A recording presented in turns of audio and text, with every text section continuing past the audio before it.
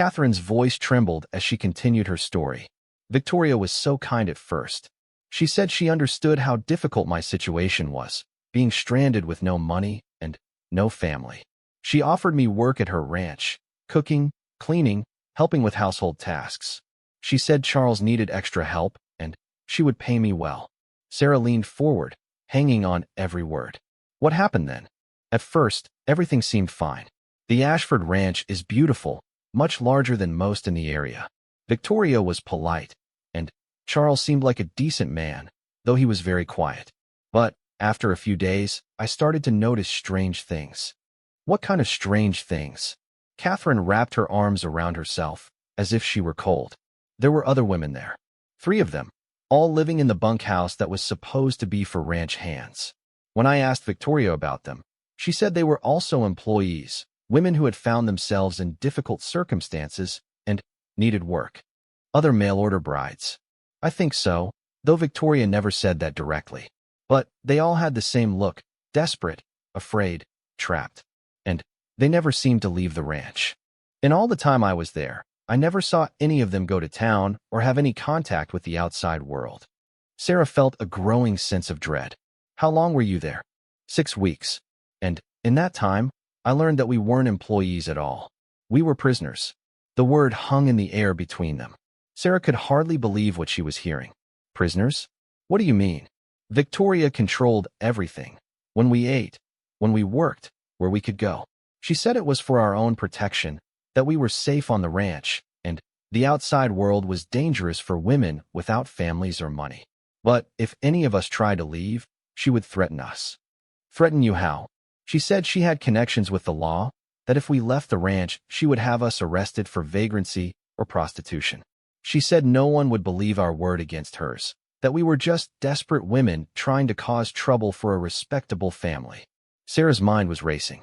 This explains so much. The systematic deception of mail-order brides, the careful selection of women with no family and no money.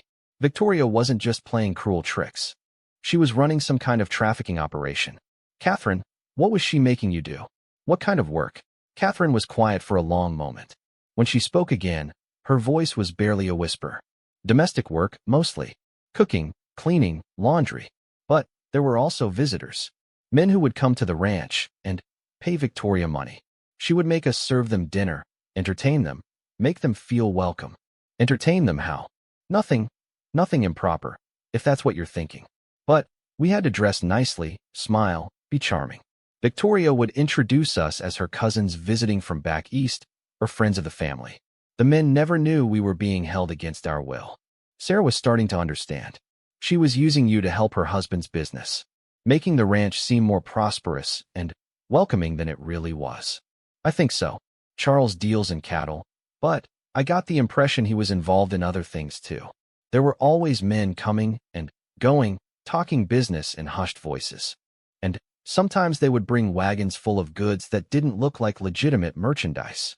You think Charles was involved in smuggling? I'm not sure. But whatever was going on, Victoria needed us to help maintain the illusion that they were a respectable, successful family. And she made sure we could never expose them by keeping us trapped and afraid. How did you escape? Catherine managed a small smile. Victoria made a mistake. She trusted me to go to town with her one day to buy supplies. She thought I was too scared to try anything. But when she was distracted talking to the shopkeeper, I slipped away and hid in the back of a freight wagon that was leaving town. And you've been hiding ever since. I've been living rough, trying to figure out what to do. I don't have any proof of what Victoria was doing, and, like she said, who would believe me? But when I heard about your situation, I knew I had to warn you. Sarah reached out and squeezed Catherine's hand. I believe you. And you're not alone anymore. Sheriff Morrison is investigating Victoria. We found evidence that she's been forging letters and deceiving mail-order brides. Really, for the first time, hope flickered in Catherine's eyes. Someone's actually looking into it. Yes. In fact, they're out looking for Victoria right now. She ran when she realized we were onto her. Catherine's face went pale. She ran? But what about the other women? What about the ones still at the ranch? Sarah's heart sank. In all the excitement of pursuing Victoria, No one had thought about the possibility that there might be other victims still trapped at the Ashford Ranch. If Catherine was telling the truth, there could be 3 women in immediate danger. "We have to tell Sheriff Morrison," Sarah said urgently. "As soon as he gets back."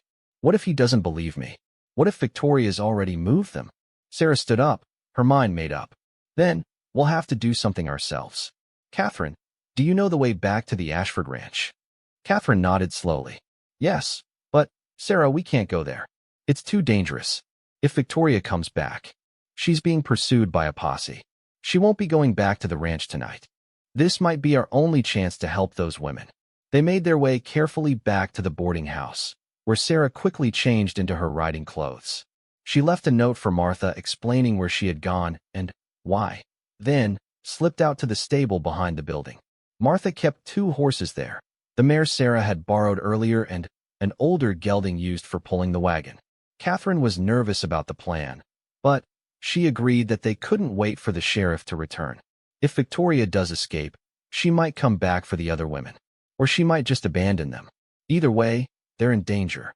The ride to the Ashford Ranch took over an hour in the darkness. Catherine guided them along back roads and cattle trails to avoid being seen.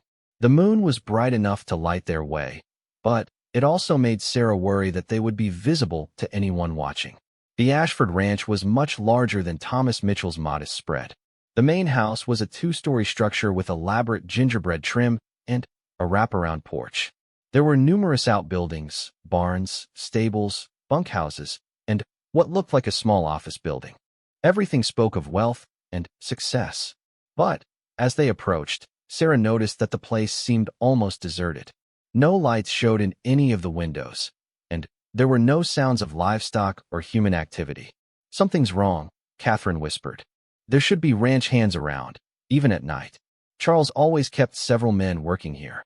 They tied their horses to a tree about a quarter-mile from the buildings and approached on foot. The main house was dark and silent. When Sarah peered through a window, she could see that the rooms had been hastily abandoned. Drawers were pulled open, papers were scattered on the floor, and valuable items were missing from their obvious places. "They've cleared out," Sarah said grimly. "Charles and Victoria both." But Catherine was pointing toward the bunkhouse. "Look, there's a light." Sure enough, a faint glow was visible through one of the bunkhouse windows. The 2 women crept closer, taking care to stay in the shadows. As they got nearer, they could hear voices, women's voices, frightened and urgent. "Don't understand what's happening. Told us to stay here, but that was hours ago. Something's wrong, I know it." Catherine and Sarah exchanged glances. The women were still here, but they were clearly upset and confused about what was happening. Sarah approached the door carefully and knocked softly. "Hello? Is anyone in there?" The voices inside immediately fell silent. After a moment, someone called out nervously, "Who is it?" "My name is Sarah Walker. I'm here to help you. Is Catherine Mills with you?" There was a gasp from inside, and then the sound of a bolt being drawn back. The door opened to reveal a young woman with blonde hair and red-rimmed eyes. "Catherine? You mean Catherine escaped? She's right here with me," Sarah said, gesturing for Catherine to step forward. The reunion was emotional. The woman at the door, who introduced herself as Ruth, embraced Catherine tearfully. "We thought something terrible had happened to you. Victoria said you had stolen money and run off, but we didn't believe her." Catherine shook her head. "I didn't steal anything. I escaped because I couldn't stand being trapped here anymore." Ruth led them into the bunkhouse, where 2 other women were waiting. Margaret was a redhead from Chicago who had come to marry a railroad worker. Alice was a petite brunette from Philadelphia who had answered an advertisement from a sheep rancher. Both had the same story. They had arrived to find their intended husbands dead, and Victoria had rescued them with offers of employment. "But we're not employees," Margaret said bitterly. "We're slaves. Victoria controls everything we do, everywhere we go.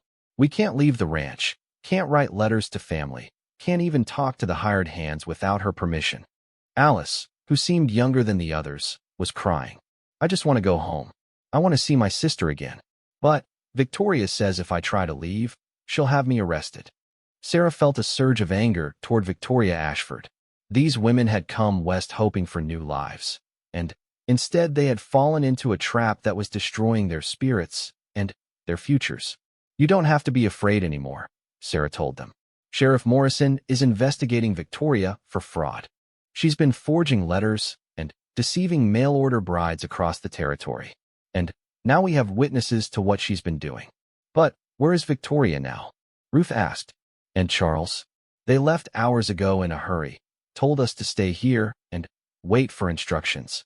Catherine explained about Victoria's flight from town and the posse that was pursuing her. She knows the law is onto her. She's probably trying to get as far away as possible. What about us? Margaret asked. What happens to us now? Sarah had been thinking about that question. You come back to town with us. Sheriff Morrison will protect you, and the town will help you figure out what to do next. You're not prisoners anymore. It took some convincing, but eventually all three women agreed to leave the ranch. They gathered their few belongings. Victoria had allowed them very little personal property, and prepared to make the journey to Cedar Ridge. As they were preparing to leave, Alice made a discovery that changed everything. In her haste to pack, Victoria had left behind a small wooden box in the main house. Alice had seen Victoria with the box many times and knew it contained important papers. Maybe there's something in here that will help prove what she's been doing, Alice suggested. Inside the box, they found a treasure trove of evidence.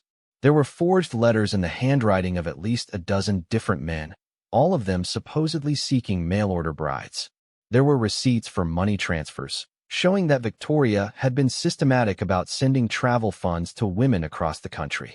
And, most damning of all, there was a ledger book where Victoria had kept track of her operation. The ledger showed names, dates, and locations. Victoria had been running her scheme for over 2 years, targeting small towns across Wyoming, Colorado, and Montana. She had deceived dozens of women, bringing them west under false pretenses.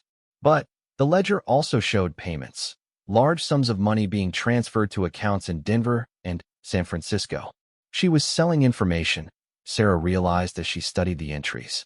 Look at these payments. They're too large to be just from helping her husband's business. Someone was paying her for information about the women she was bringing west. Margaret looked over Sarah's shoulder at the ledger. Information about what? About women with no family, no money, no connections. Women who wouldn't be missed if they disappeared. The implications were chilling. Victoria's operation was more extensive and more sinister than any of them had imagined. She wasn't just exploiting vulnerable women for labor. She was identifying them for someone else, someone who was willing to pay substantial amounts for that information. As dawn began to break over the mountains, the 5 women made their way back towards Cedar Ridge. Sarah led the way on her borrowed mare, while the others rode double on the remaining horses. The evidence from Victoria's box was safely tucked in Sarah's saddlebags. They were about halfway to town when they encountered Sheriff Morrison and his posse returning from their search. The sheriff's face was grim as he listened to their story and examined the evidence they had found. We lost Victoria's trail about 20 miles north, Morrison reported. She knows this country well, and she had too much of a head start. But this evidence changes everything. This isn't just local fraud. This is part of something much bigger. Morrison examined the ledger carefully, his expression growing more troubled with each page. These payments are coming from someone in Denver. And look at this. There are references to shipments being sent east. What kind of shipments? Sarah felt a chill as she considered the possibilities. Sheriff, what if Victoria wasn't just exploiting these women for labor? What if she was selling them? Morrison's face went pale. You mean human trafficking? It would explain everything. Why she targeted women with no families, no money, no connections. Why she kept them isolated and afraid. And why someone would pay her so much money for information about them. Jake Sullivan, who had joined the posse, spoke up. Sheriff, we need to get word to the authorities in Denver immediately. If this is part of a larger trafficking ring, there could be dozens of women in danger. Morrison nodded grimly. I'll send a telegram as soon as we get back to town. In the meantime, these women will need protection and care. As they rode into Cedar Ridge, word of their return spread quickly. Martha was waiting anxiously at the boarding house, along with Dr. Crawford and Emily Watson. The 4 rescued women were taken to the boarding house, where Martha and Emily began the process of caring for them and helping them decide what to do next. Sarah sat in the parlor, exhausted but relieved. They had exposed Victoria's operation and rescued 4 women from a terrible situation. But she couldn't shake the feeling that there were still unanswered questions. "Penny, for your thoughts," Jake said, sitting down beside her. "I keep thinking about Charles Ashford. Do you really think he was an innocent victim in all this? Or was he part of Victoria's scheme?" Jake considered the question. Hard to say. He could have been intimidated into going along with it, especially if Victoria had something to hold over him. Or he could have been a willing partner. Either way, he's gone now. They both are. For now. But Sheriff Morrison is right. This evidence will help the authorities track them down. And, more importantly, it will help expose the larger organization they were working with. Sarah nodded, but she still felt unsettled. "Jake, what about me? What happens to me now?" Jake was quiet for a moment, studying her face. "What do you want to happen, Sarah?" It was a good question. Sarah had come to Wyoming territory expecting to marry Thomas Mitchell and start a new life on his ranch. That dream was gone, but, surprisingly, she found that she didn't want to return to Boston. The vast sky, the endless horizons, the sense of possibility, it all called to something deep inside her. "I think I want to stay," she said slowly. "I want to make a life here. But I don't know how." Jake smiled. "There are always opportunities for determined people on the frontier. Emily mentioned that the school board is looking for an assistant teacher. Martha could use help with the boarding house."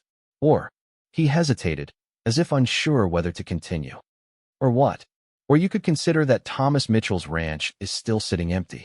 According to territorial law, if no heirs come forward within 6 months, the property will go to auction. You could put in a claim." Sarah's eyes widened. "You mean I could actually buy the ranch?" "With the right backing, yes. It's good land, and Tom had started to build up a decent herd.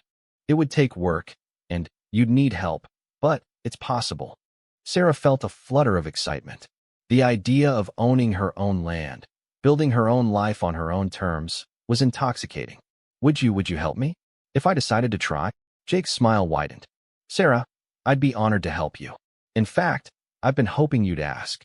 Over the following days, the full scope of Victoria's operation became clear.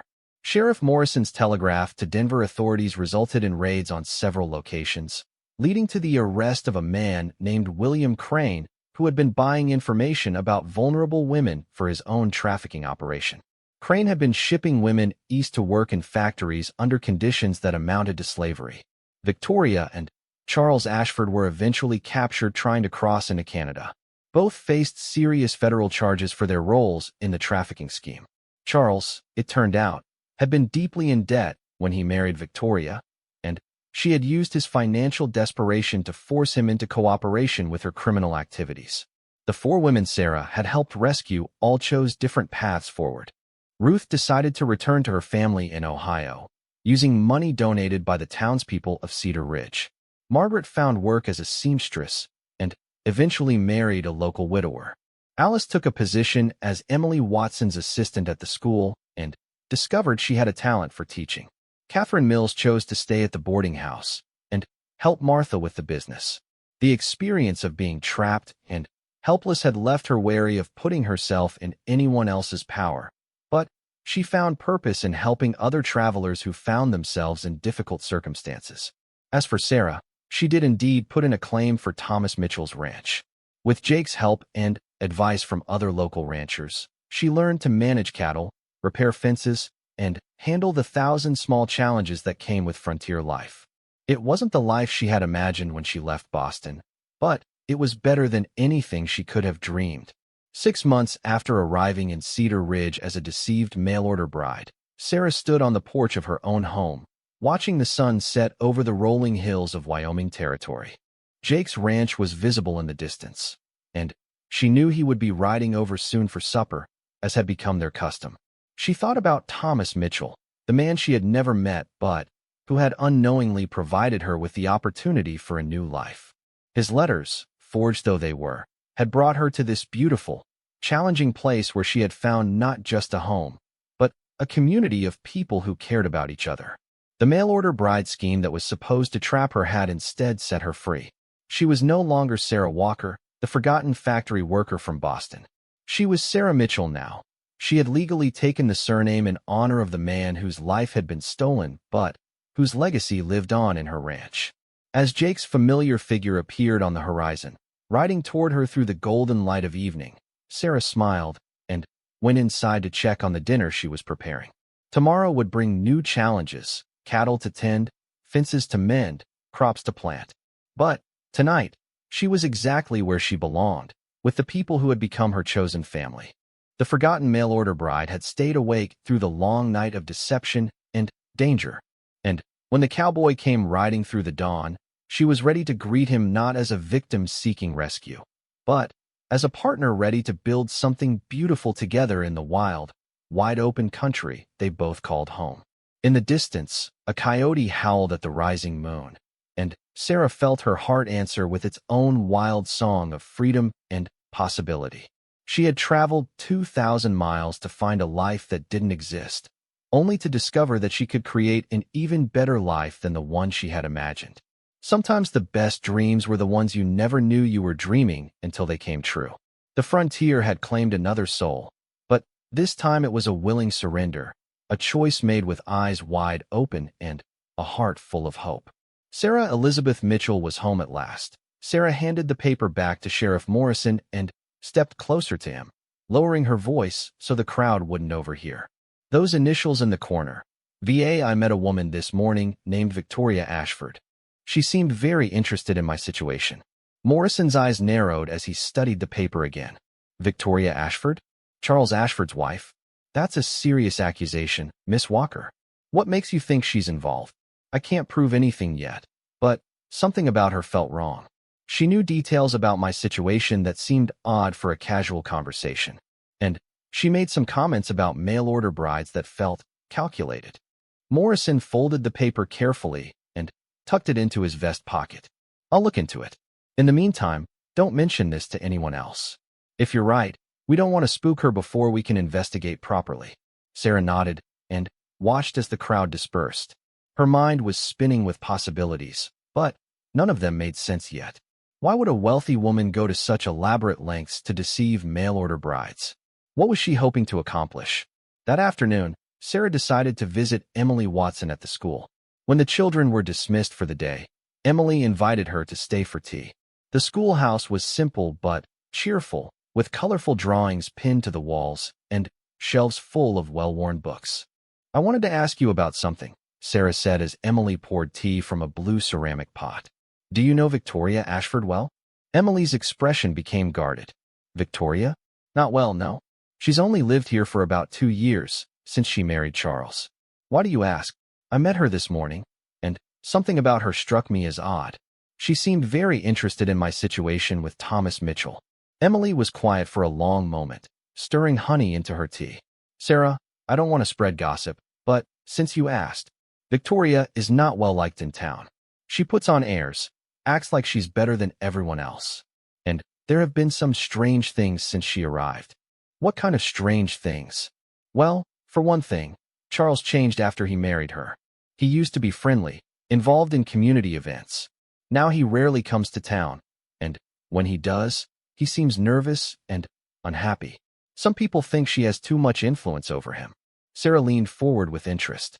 What else? There have been rumors about her past. Nobody knows where Charles met her or where she came from. She claims to be from San Francisco, but her accent doesn't sound Californian. And Emily hesitated. This might sound silly, but several people have noticed that she asks a lot of questions about newcomers to town, especially single women. A chill ran down Sarah's spine. What kind of questions? Where they came from, whether they have family, how much money they have. Martha mentioned that Victoria stopped by the boarding house last month asking about a young widow who was passing through. She wanted to know if the woman was planning to stay in town or move on. Sarah set down her teacup with shaking hands. Emily, I need to tell you something, but you must promise to keep it confidential. Emily nodded solemnly, and Sarah told her about the initials on the practice paper and her suspicions about Victoria. Emily's face grew pale as she listened. Oh my goodness, Emily whispered. If you're right, she's been systematically deceiving women for months. But why? What does she gain from it? I don't know yet, but I intend to find out. That evening, Sarah sat in her room trying to piece together the puzzle. She had Thomas Mitchell's letters spread out on the bed, along with a piece of paper where she was writing down everything she knew about Victoria Ashford. The more she thought about it, the more convinced she became that Victoria was behind the deception. But there was still the question of motive. What could Victoria possibly gain from luring mail-order brides to Cedar Ridge under false pretenses? And where were the other women? Bob Eachin had mentioned similar cases in other towns. What had happened to those women? A soft knock on her door interrupted her thoughts. "Come in," she called. Martha entered carrying a tray with a cup of hot chocolate and some cookies. "I thought you might like a little something before bed. You've had such a difficult day." "Thank you, Martha. You've been so kind to me." Martha sat down on the edge of the bed and noticed the letters spread out. "Still trying to make sense of it all? I'm beginning to think Victoria Ashford is involved somehow." Martha's eyebrows rose in surprise. "Victoria? That's quite an accusation. What makes you think so?" Sarah showed her the initials on the practice paper and explained her conversation with Emily. Martha listened thoughtfully, occasionally nodding. "You know," Martha said slowly, "now that I think about it, Victoria has been asking questions about you since word got around town about your situation. She stopped by this afternoon while you were out, wanted to know how long you were planning to stay and whether you had any family back east." Sarah felt another chill. "What did you tell her?" "Just that you were a nice girl in a difficult situation and that the town was trying to help you." But something about the way she asked, it felt like she was fishing for information. They were interrupted by the sound of horses outside. Sarah went to the window and saw two riders approaching the boarding house. One was Sheriff Morrison. The other was a man she didn't recognize, tall and broad-shouldered, with dark hair visible under his hat. Even in the dim light from the street lamps, there was something familiar about him. "Looks like the sheriff has company," Martha observed. "Wonder what brings him by so late." A few minutes later, Martha was called downstairs. Sarah could hear voices in the parlor, but couldn't make out the words. Her curiosity got the better of her, and she crept to the top of the stairs to listen. "Found more evidence at the ranch," Sheriff Morrison was saying. "Looks like someone's been forging documents there for months. Not just Tom's letters, but other people's too. Any idea who's behind it?" The second voice was deep and pleasant, with a slight accent. "We have a suspect, but I need more proof before I can make an arrest. Problem is, if I'm right, we're dealing with someone who has a lot of influence in this community." Sarah strained to hear more, but the voices dropped lower. After a few more minutes, she heard the front door close and the sound of horses riding away. Martha came back upstairs looking troubled. "What was that about?" Sarah asked. "Sheriff Morrison wanted to let me know that he's found more evidence of the forgery operation. He's also arranged for some extra protection for you." "Protection? Why would I need protection?" Martha looked uncomfortable. "He thinks whoever's behind this might see you as a threat. You're asking questions, poking around. If someone's been running a criminal operation, they might not want you exposing them." Sarah felt a flutter of fear, but she pushed it down. "I'm not going to stop looking for answers just because someone might be unhappy about it." "I know, dear. And Sheriff Morrison knows that too. That's why he's asked someone to keep an eye on things." The next morning, Sarah woke early and dressed quickly. She had decided to ride out to Thomas Mitchell's ranch to see it for herself. Maybe there was something the sheriff had missed, some clue that would help her understand what had happened. She went downstairs and found Martha in the kitchen preparing breakfast. "I'd like to borrow a horse today," Sarah said. "I want to visit the Mitchell ranch." Martha looked worried. "I don't think that's a good idea, Sarah. Sheriff Morrison said it might not be safe." "I'll be careful, but I need to see the place where I was supposed to start my new life. Maybe it will help me understand what really happened." After some discussion, Martha reluctantly agreed to let Sarah borrow her mare, a gentle bay named Rosie. Sarah had learned to ride as a child visiting her aunt's farm, though it had been years since she'd been on a horse. Still, it came back to her quickly enough. The ride to the Mitchell ranch took about an hour. The Wyoming landscape was breathtaking. Rolling hills covered with grass that moved like waves in the wind, distant mountains rising against the blue sky, and a sense of space and freedom that Sarah had never experienced in crowded Boston. The ranch itself was modest but well-maintained. The main house was a simple wooden structure with a covered porch and stone chimney. There were several outbuildings, a barn, a chicken coop, a small bunkhouse for hired hands.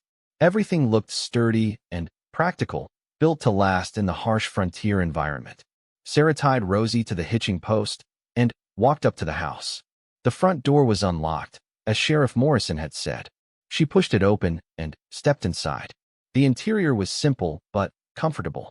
The main room served as both kitchen and parlor, with a large stone fireplace, a wooden table with 4 chairs, and shelves lined with books.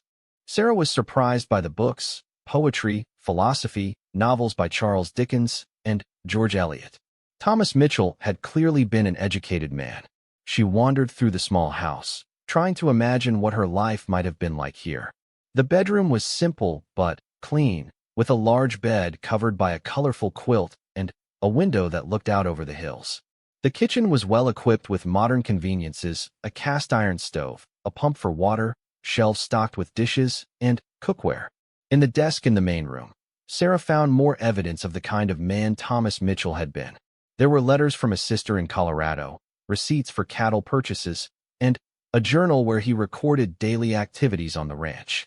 His handwriting was neat and careful, exactly matching the letters Sarah had received. But there were also signs of the recent intruder.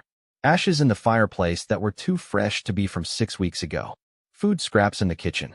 Blankets on the bed that had clearly been slept in recently. Someone had definitely been living here since Thomas's death. Sarah was examining the desk more carefully when she heard the sound of horses approaching. Her heart jumped with fear. What if it was the person who had been living here, returning unexpectedly? She looked around for somewhere to hide, but the house was too small to offer much concealment. The front door opened, and Sarah held her breath. But instead of a dangerous intruder, Sheriff Morrison stepped inside, followed by the tall man she had glimpsed the night before. "Miss Walker," Morrison called out, "I saw your horse outside. You shouldn't be here alone." Sarah emerged from behind the desk, feeling both relieved and embarrassed. "I'm sorry, Sheriff.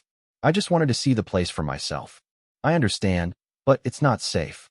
We still don't know who's been using this place or whether they might come back." Morrison gestured to his companion. "Miss Walker, I'd like you to meet Jake Sullivan. He's been helping me with the investigation." The tall man stepped forward and touched the brim of his hat politely. "Miss Walker, I'm sorry about the circumstances that brought you to Cedar Ridge." Sarah studied his face in the daylight. He had dark brown eyes, a strong jaw, and sun-weathered skin that spoke of years spent outdoors. There was something steady and reassuring about his presence. "Mr. Sullivan, are you a deputy?" "Not exactly," Jake said with a slight smile. "I'm a cattle rancher from the next valley over. But I knew Tom Mitchell well, and I've been helping Sheriff Morrison figure out what happened here." Sheriff Morrison walked around the house, examining the signs of recent habitation. Whoever was living here cleared out in a hurry. Left behind some interesting things, though. He led them to the bedroom and pointed to a small pile of items on the dresser that Sarah hadn't noticed before. There was a lady's handkerchief with delicate embroidery, a few hairpins, and a piece of jewelry, a small brooch with a distinctive design. "These don't belong to Tom," Morrison said, "and they're not old enough to have belonged to his late wife." Sarah picked up the brooch and examined it closely. It was made of silver and featured an intricate pattern of leaves and flowers. Something about it seemed familiar, but she couldn't place where she might have seen it. "Have you seen this before?" Jake asked, noticing her expression. "Maybe. I'm not sure." Sarah frowned, trying to remember. "It looks expensive. Too expensive for a criminal hiding out in an abandoned ranch house." "That's what I thought too," Morrison agreed. "This is the kind of jewelry a wealthy woman would wear." They searched the house more thoroughly, looking for any other clues about who had been living there. In the barn, Jake found evidence that at least 2 horses had been kept there recently. The straw in the stalls was fresh, and there were oats in the feed buckets. Whoever was here had help, Jake observed. This wasn't just one person hiding out. This was an operation. As they prepared to leave the ranch, Sarah took one last look around. This should have been her new home, her fresh start. Instead, it had become the center of a mystery that seemed to grow more complex by the hour. On the ride back to town, Jake rode alongside Sarah while Sheriff Morrison took the lead. Jake was easy to talk to, and Sarah found herself telling him about her life in Boston, her decision to answer Thomas Mitchell's advertisement, and her growing suspicions about Victoria Ashford. You think Mrs. Ashford is behind all this? Jake asked. The evidence seems to point that way. The initials on the practice paper, her interest in my situation, the questions she's been asking around town.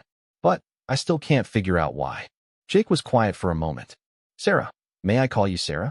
There's something you should know about Charles Ashford. His first wife died under mysterious circumstances about 3 years ago. She supposedly fell from her horse and broke her neck, but some people had questions about the accident. Sarah felt a chill run down her spine. What kind of questions? She was an excellent rider, had been riding since childhood.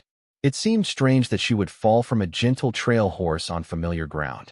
And Charles remarried very quickly, within 6 months, to a woman nobody had ever seen before. Victoria, right? And since then, Charles has become increasingly isolated. He rarely comes to town anymore, and when he does, he seems nervous and unhappy. Some people think Victoria has some kind of hold over him. Sarah thought about this new information. Do you think Victoria might have killed Charles's first wife? I don't know, but I think there's more to Victoria Ashford than meets the eye. And if she's been luring mail-order brides to various towns under false pretenses, we need to figure out what she's doing with them. They were approaching Cedar Ridge when they saw a cloud of dust on the road ahead. As they got closer, they could see it was a wagon moving fast, too fast for the rough terrain.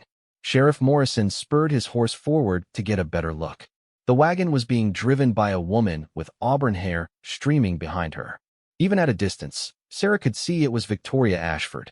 She was alone and driving like someone being pursued. That's her, Sarah called out to Jake. That's Victoria Ashford. Jake and Sarah urged their horses forward to catch up with Sheriff Morrison. By the time they reached town, Victoria's wagon was nowhere to be seen. Morrison rode directly to his office and quickly organized a posse to search for her. If she's running, it means she knows we're onto her, Morrison said as he checked his rifle. Question is, where would she go? Jake had an idea. There's an old mining camp about 20 miles north of here. It's been abandoned for years, but the buildings are still standing. If someone wanted to hide out, it would be a good place. Morrison nodded. Worth checking. Jake, I want you to take Sarah back to the boarding house and make sure she's safe. If Victoria's desperate enough to run, she might be desperate enough to do something dangerous. Sarah started to protest. I want to come with you. This whole thing started with me. Absolutely not, Morrison said firmly. It's too dangerous. We don't know what we're dealing with yet. Jake placed a gentle hand on Sarah's arm. He's right, Sarah. Let the sheriff handle this. You'll be safe at the boarding house. Reluctantly, Sarah agreed. As Morrison and his men rode out of town, Jake escorted her back to Martha's. But neither of them noticed the figure watching from the shadows near the church, a figure that followed them at a distance, staying carefully out of sight. At the boarding house, Martha was waiting anxiously. I heard there was some excitement. Is everything all right? Jake explained what had happened while Sarah sat in the parlor, feeling frustrated and helpless. She had come so close to getting answers, only to have Victoria slip away at the last moment. I should be out there with them, she said. This is my fight too. Sheriff Morrison knows what he's doing, Jake assured her. And you're safer here. But as the afternoon wore on with no word from the posse, Sarah's anxiety grew. What if Victoria escaped? What if they never found out the truth about what had happened to Thomas Mitchell and the other mail-order brides? As evening approached, Jake prepared to leave. I want to check on my own ranch, make sure everything's secure there. But I'll be back in the morning. Mr. Sullivan. Jake, Sarah said as he prepared to mount his horse. Thank you for everything you've done to help me. Jake smiled, and for a moment their eyes met and held. It's been my pleasure, Sarah. I just hope we can get this sorted out soon. After Jake left, Sarah tried to settle down for the evening, but she felt restless and worried.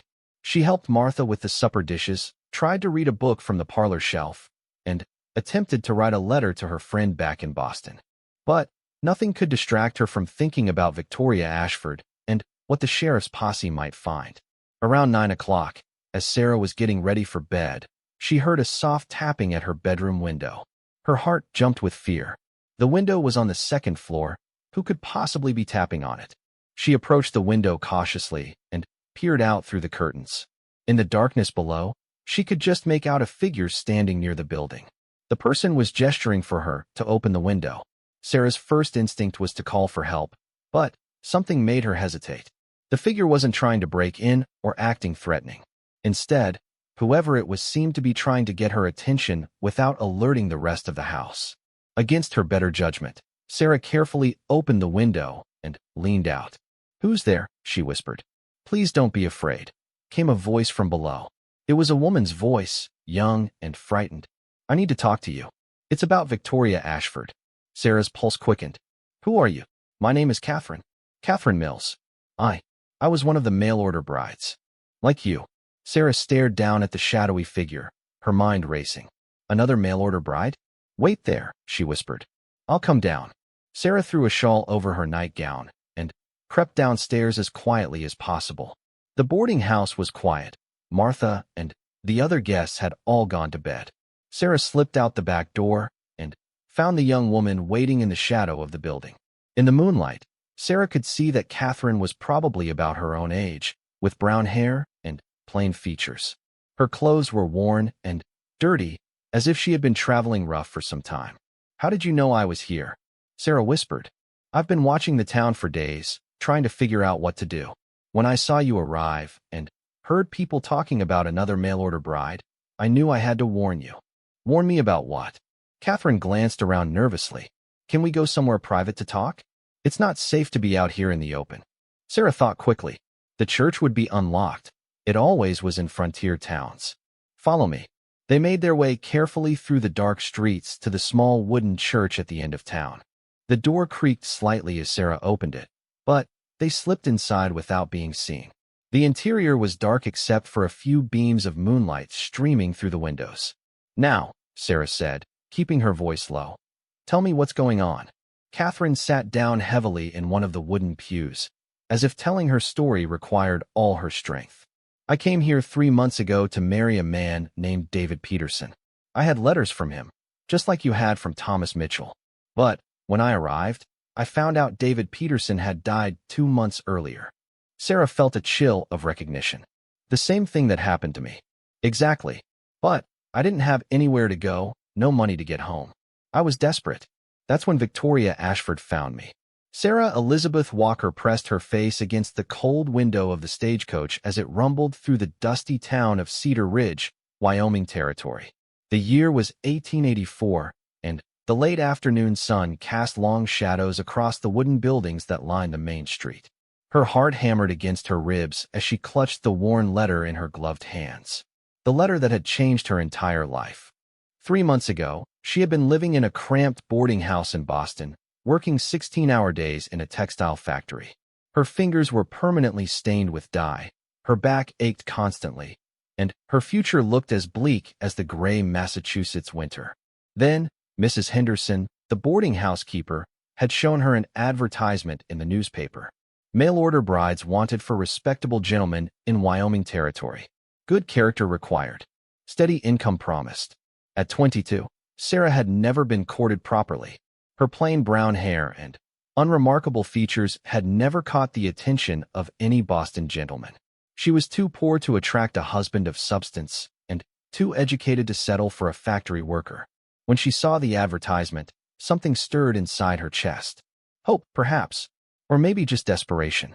She had written to Thomas Mitchell, a rancher who claimed to own 300 acres outside Cedar Ridge. His letters had been brief, but kind. He promised a comfortable home, respect, and a chance at happiness.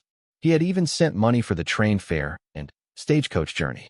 Sarah had packed her few belongings, said goodbye to the only life she had ever known, and traveled 2,000 miles to marry a stranger. Now, as the stagecoach pulled to a stop in front of the general store, Sarah felt her stomach twist with nervousness. She stepped down onto the dusty street, her dark blue traveling dress already covered with a fine layer of dirt.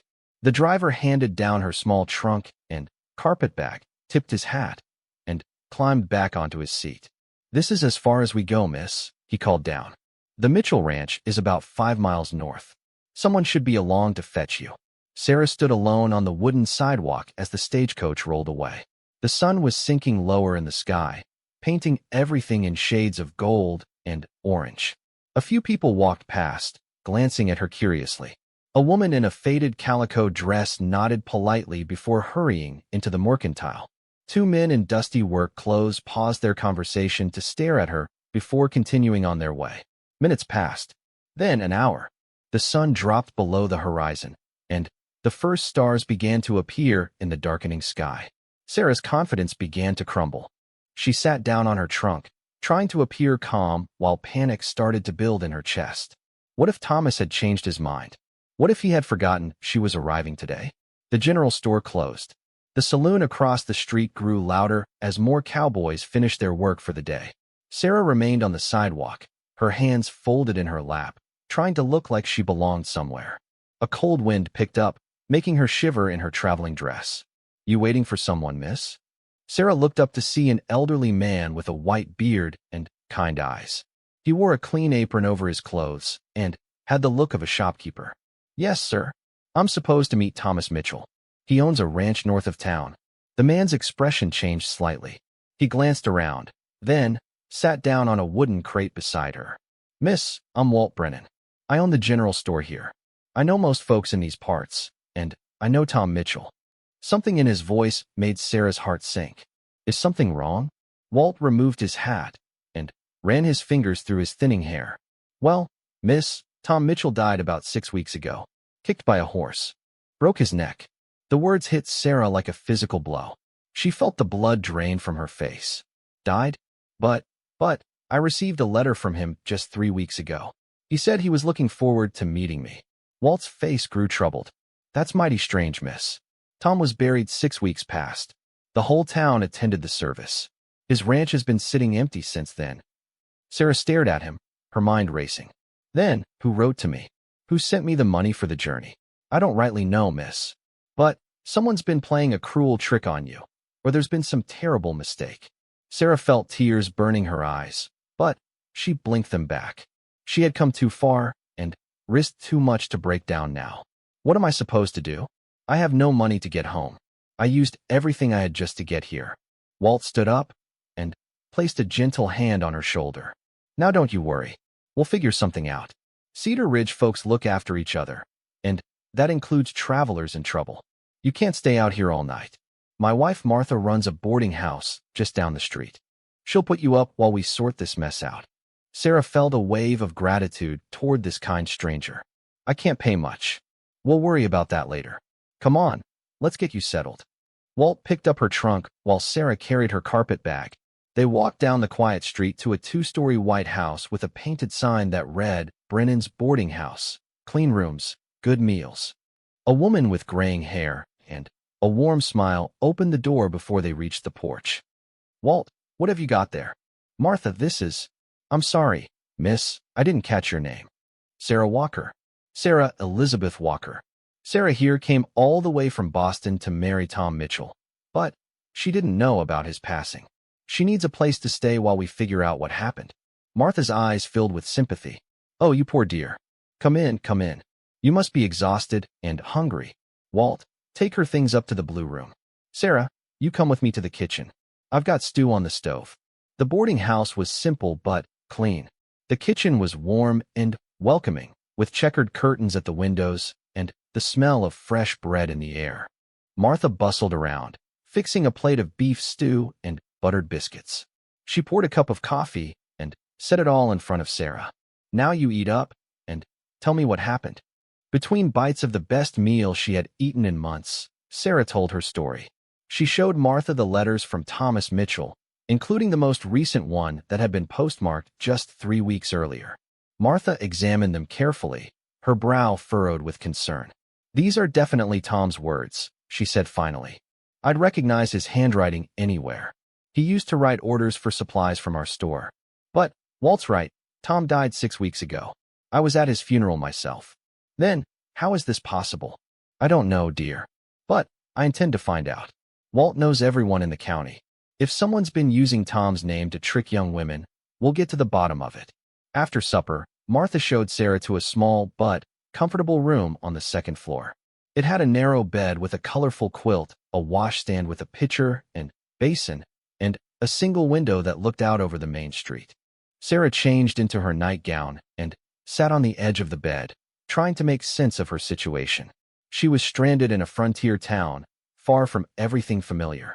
The man she had come to marry was dead, but someone had been writing letters in his name. She had no money to return to Boston, and even if she did, she had no job waiting for her. The textile factory had already filled her position. Sarah walked to the window and looked out at the quiet street.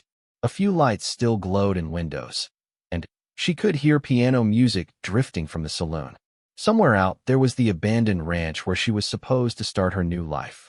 Instead, she was more lost than ever. She tried to sleep, but her mind kept racing. Every time she closed her eyes, she saw Thomas Mitchell's letters, written in a neat hand that promised her safety and companionship. Someone had gone to great trouble to deceive her, but why? What could anyone gain from bringing a penniless woman to Wyoming? As the hours passed, Sarah made a decision. She would not give up. She had come too far and sacrificed too much to simply run back to Boston with her tail between her legs. Tomorrow, she would start looking for answers. She would find out who had been writing those letters and why. And somehow, she would build a life for herself in this harsh but beautiful territory. The next morning, Sarah dressed carefully in her best day dress, a dark green wool that had seen better days but was still respectable. She pinned her brown hair back neatly and went downstairs for breakfast. Martha had prepared eggs, bacon, and fresh biscuits, and several other boarders were already seated at the long wooden table. "Sarah, I'd like you to meet some folks," Martha said. "This is Dr. James Crawford, our town physician." A distinguished man with silver hair and kind eyes stood to shake her hand. "Pleased to meet you, Miss Walker. Martha told me about your situation. Most peculiar business. And this is Miss Emily Watson. She teaches at our school." A young woman with blonde hair and intelligent blue eyes smiled warmly. "Welcome to Cedar Ridge, Sarah. I'm sorry about the circumstances that brought you here." The last person at the table was a gruff-looking man with weathered hands and a stern expression. "This is Frank Morrison," Martha continued. "He's our sheriff." Sheriff Morrison nodded curtly. "Miss Walker, I understand someone's been using a dead man's name to write letters. That's fraud, pure and simple. I'll be looking into it." After breakfast, Sheriff Morrison asked Sarah to accompany him to his office to give a formal statement. The jail was a small building next to the courthouse, with 2 cells in the back and a desk piled high with papers in the front. Morrison poured himself coffee from a pot that had been sitting on the stove too long and gestured for Sarah to sit in the chair across from his desk. "Tell me everything from the beginning," he said, pulling out a piece of paper and a pencil. Sarah recounted the whole story, starting with seeing the advertisement in Boston and ending with her arrival in Cedar Ridge. She showed him all of Thomas Mitchell's letters, and he examined them carefully. "This is definitely Tom's handwriting," he said finally. "I've seen it enough times on legal documents. But that's impossible, since Tom's been dead for 6 weeks. Could someone have forced him to write the letters before he died?" Morrison shook his head. "Tom died instantly when that horse kicked him. Doc Crawford was there within minutes. Besides, this last letter is postmarked 3 weeks ago. Then, someone else must have written it. Someone who could copy his handwriting. That's what I'm thinking. But who would do such a thing? And why?" Morrison leaned back in his chair, studying Sarah's face. "Miss Walker, I have to ask, did you ever send Tom any money? Some of these mail-order bride schemes are just confidence tricks to get money from lonely women." Sarah shook her head. "No, nothing like that. He sent me money for the journey. $50. $50? Morrison sat up straighter. "That's a lot of money. Tom wasn't poor, but he wasn't rich either. Where would someone get $50 to send to a stranger?" "I don't know. But, Sheriff Morrison, what am I supposed to do now? I can't afford to go back to Boston, and I have no way to support myself here." Morrison's expression softened slightly. "Well, you can't be the first woman to find herself in this situation. The territory's full of people starting over. Emily Watson might know if the school needs help, or Martha might need assistance at the boarding house. We'll figure something out." Sarah felt a small surge of hope. These people barely knew her, but they were already trying to help. In Boston, she had been invisible, just another factory worker in a sea of poor immigrants. Here, people seemed to notice each other, to care about each other's welfare. In the meantime, Morrison continued. I'm going to ride out to Tom's ranch and have a look around. Maybe there's something there that will give us a clue about who's been using his name. After leaving the sheriff's office, Sarah walked slowly through the town, trying to get her bearings. Cedar Ridge was much smaller than Boston, with perhaps 300 residents. The main street had a general store, a saloon, a hotel, a church, a blacksmith shop, and a few other businesses. Most of the houses were simple wooden structures, though a few of the more prosperous families had built larger homes with painted trim and small gardens. Sarah stopped in front of the schoolhouse, a whitewashed building with a bell tower. Through the windows, she could see Emily Watson teaching a group of children of various ages. The sight made her think of her own education, which had ended when she was 14 and forced to work in the factory. She had always loved reading and learning, but survival had come first. Pretty, isn't it? Sarah turned to see a woman about her own age approaching. She was tall and elegant, with auburn hair and expensive clothes that were clearly not made locally. I'm sorry, the school. It's pretty. Very quaint. The woman's voice had a slight accent that Sarah couldn't place. You must be the mail-order bride everyone's talking about. I'm Victoria Ashford. There was something in Victoria's tone that made Sarah uncomfortable. Yes, I'm Sarah Walker. How exciting. Traveling all this way to marry a stranger. Very brave of you. Or very desperate. Victoria smiled, but it didn't reach her eyes. I suppose you're quite disappointed to discover your intended husband is dead. Sarah felt heat rising in her cheeks. Yes, it was quite a shock. I'm sure it was. What will you do now? I suppose you'll have to find work. There's always the saloon, of course, though I doubt a refined Boston lady would consider such employment. The implication was clear and insulting. Sarah straightened her shoulders.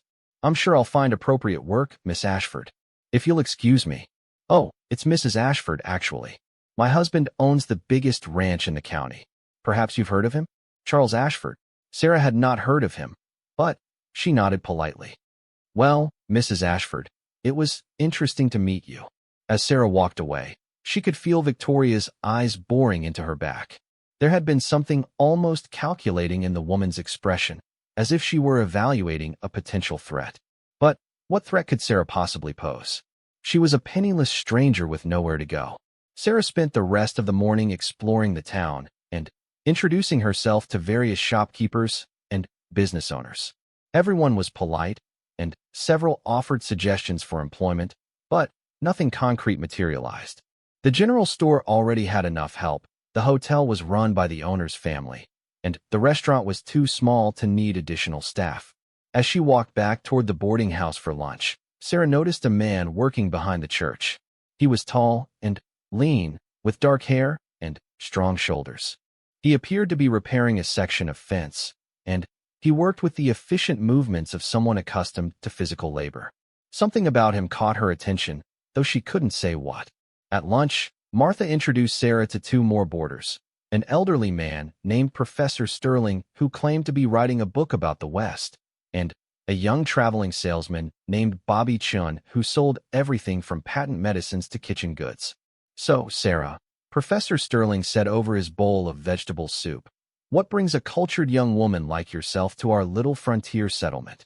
Sarah had grown tired of explaining her situation, but she gave him the abbreviated version. Professor Sterling listened with great interest, occasionally asking questions about her journey from Boston. Fascinating, he said when she finished. The mail-order bride phenomenon is one of the most interesting aspects of Western expansion. The shortage of women in frontier communities has created an entirely new form of courtship and marriage arrangement. It's not a phenomenon, Sarah said a bit sharply. It's real people's lives. Professor Sterling had the grace to look embarrassed. Of course, my dear. I apologize. I sometimes forget that what I see as historical trends are actual human experiences. Bobby Chun, who had been listening quietly, leaned forward. You know, Miss Walker, I travel all through this territory selling goods. I hear lots of stories, meet lots of people. Your situation, it reminds me of something I heard about 6 months ago. What do you mean? I was in a town called Millerville, about 100 miles south of here. There was a young woman there, similar situation to yours. Came out from back east to marry a rancher, but when she arrived, the man claimed he'd never written to her. She had letters, just like you, but He swore he'd never sent them. Sarah felt her pulse quicken. What happened to her? Last I heard, she was working as a seamstress in town. But here's the strange part. She wasn't the only one. I heard similar stories in 3 other towns over the past year. Always the same pattern. Woman travels out west to marry someone who claims he never wrote to her. That can't be a coincidence, Dr. Crawford said. Someone's running some kind of systematic fraud. But what's the point? Emily Watson asked. If they're not getting money from the women, what do they gain? It was a good question, and nobody had an answer. Sarah excused herself from the table and went up to her room to think. She pulled out Thomas Mitchell's letters again and studied them carefully. The handwriting was consistent throughout all of them, neat and careful. The paper was good quality, and the postmarks were from different towns, some from Cedar Ridge, some from a place called Riverside, and one from a town she'd never heard of called Copper Creek. She was still studying the letters when she heard a commotion outside. Looking out her window, she saw Sheriff Morrison riding back into town, leading a second horse. Even from a distance, she could see that something was wrong. The sheriff's face was grim, and he was riding faster than necessary. Sarah hurried downstairs and out onto the street. A small crowd was already gathering around the sheriff as he dismounted in front of his office. She pushed closer, trying to hear what he was saying. Found something at Tom's ranch. Morrison was telling Walt Brennan. Looks like someone's been living there since Tom died. Recent tracks, fresh ashes in the fireplace, food scraps. Someone's been using the place as a hideout. Any idea who? Walt asked. Morrison shook his head. Whoever it was cleared out in a hurry. But I found this. He held up a sheet of paper. Looks like they were practicing Tom's handwriting. Page after page of it. Like they were learning to copy his signature. Sarah's heart started racing. This was proof that someone had deliberately deceived her. Someone who had taken great care to make their forgery convincing. But who? And why had they bothered to bring her all the way to Wyoming if they weren't planning to steal money from her? Sheriff Morrison, she called out. May I see that paper? Morrison looked around and spotted her in the crowd.